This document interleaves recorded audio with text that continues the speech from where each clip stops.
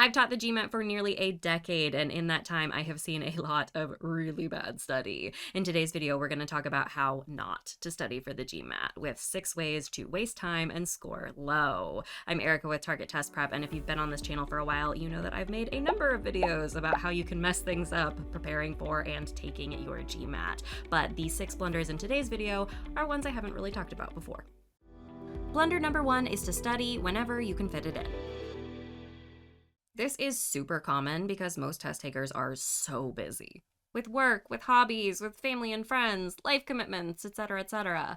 So then test prep ends up filling in the gaps. 30 minutes here, 30 minutes there, and then a huge all-day binge when you have a clear calendar. But if you're approaching your prep like this, you are doing yourself a huge disservice.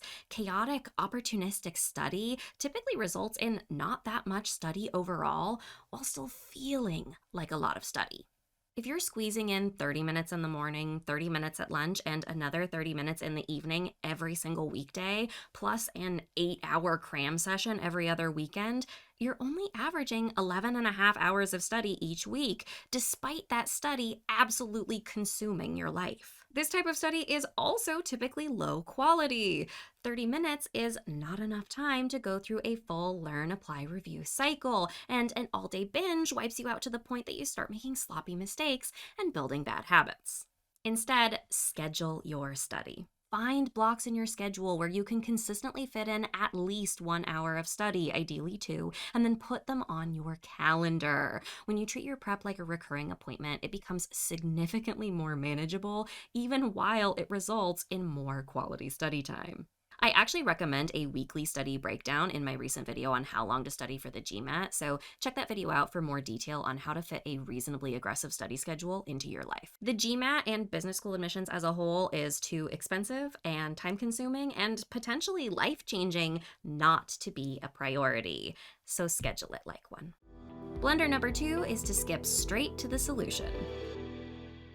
Let me know if this sounds familiar. You're studying and you come upon a question. Maybe it's in a lesson, maybe it's in a problem set, but regardless, it's an untimed, more casual study environment. And this question does not have an immediately obvious first step. Or maybe the first step is clear, but there is a point in the problem where you don't know what to do next. And so you say, okay, I'm stuck, let's see how it's solved. And you flip the page or click through to the answer and explanation without finishing the problem. You've done that before, right? I think everyone has. I have in a moment of weakness. But it's a mistake because it cheats us out of one of the most valuable learning opportunities we have. Test questions are designed to get you stuck because it's this place where you're stuck that you are forced to think critically, which is the thing that this test actually tests. And it's this moment that differentiates the better test takers and eventual higher scorers from the less strong test takers who eventually score lower. By giving into instant gratification, we remain uncomfortable with this inflection point, and we rob ourselves of much needed practice pushing through discomfort, reassessing the problem, and trying alternate angles of attack. So when you feel the urge to give up and skip ahead, fight it. Grapple with the problem. Even if it defeats you, it'll make you stronger. Blunder number 3 is to blow off careless errors. This one is insidious.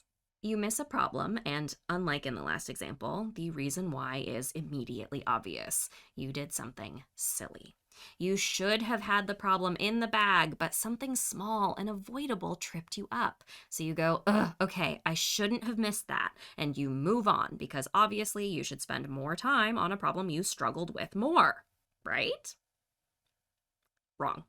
Careless mistakes are the cause of most missed questions, and yet they remain unaddressed by so many test takers. The idea that you shouldn't have missed a question is a fallacy. If you missed it, you should have missed it. It is your job to do the analysis to figure out why you did. What kind of careless error was it? When in the problem did you make it? What were you doing and thinking when you made it? And then going deeper, what could you have done differently to avoid it? How will you identify an opportunity to make the same mistake on a different problem? And what habits will you implement to avoid making it again? Careless errors deserve your attention as much as, if not more than, more significant errors. Address them intentionally so you don't make them a habit.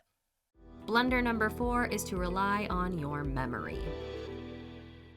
This builds on the last one. Let's say you do the work to figure out what you did wrong, why you did it, and how you can recognize and avoid it in the future.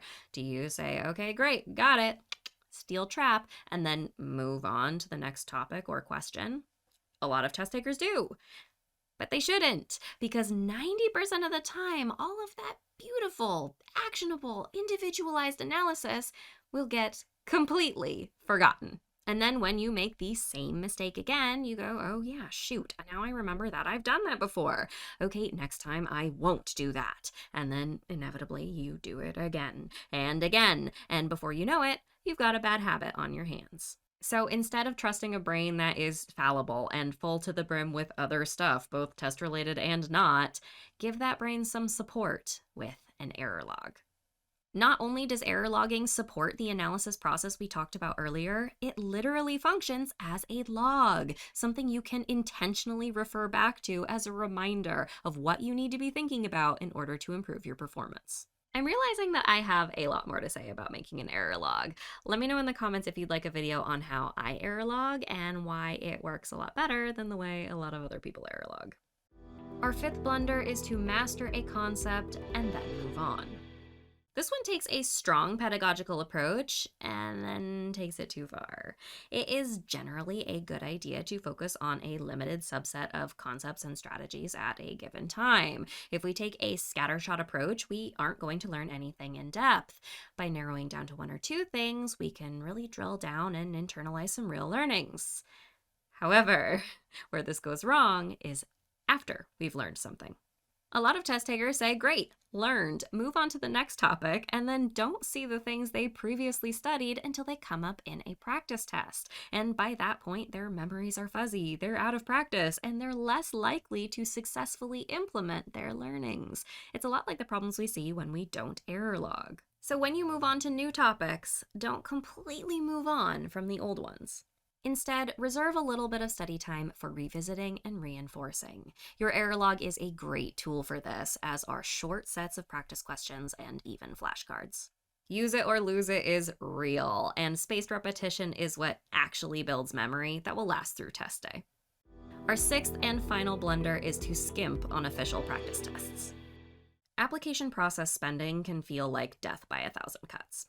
Each application costs money, each test attempt costs money, test prep materials cost money, and all of this to have the privilege of spending tens to hundreds of thousands of dollars on your degree. I completely empathize with wanting to save some coin.